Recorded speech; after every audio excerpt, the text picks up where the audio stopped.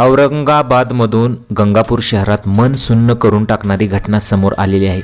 खाजगी बँकेत कर्ज वसुलीचे काम करणाऱ्या एकाने अवैधरित्या गावठी कट्टा विकत घेतला, पण विकत घेतलेला कट्टा चालवायचा माहीत नसल्याने काय झालेलं आहे ते पहा।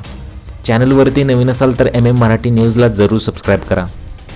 औरंगाबादच्या गंगापूर शहरातील अहिल्यादेवीनगर येथे राहुल कल्याण राठोड आपली पत्नी संगीता आणि 2.5 वर्षाच्या मुलासह राहत होते। राहुल हा कर्ज वितरण करणाऱ्या एका बँकेत वसुलीचे काम करत होता। दरम्यान आपल्या कामात वसुलीचे करण्याची गरज पडते म्हणून त्याने एक गावठी कट्टा विकत घेतला।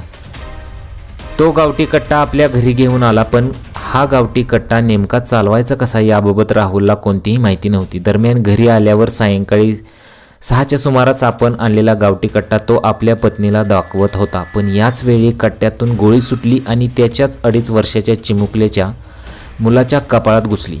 घरात झालेल्या गोळीबारात मुलगा आर्यन राठोड गंभीर जखमी झाला। आर्यनच्या कपाळात मधोमध गोळी लागली होती, तेव्हापासून तो अत्यवस्थ झाला। त्याच्यावर घाटी रुग्णालयात उपचार सुरू होते। रात्री त्याची शस्त्रक्रिया झाली होती, तेव्हापासून तो घाटीतील अतिदक्षता विभागात होता। त्याचा धोका टळला नव्हता, त्याची मृत्यूशी झुंज सुरूच होती। दरम्यान 48 तासानंतर अखेर त्याचा मृत्यू झाला।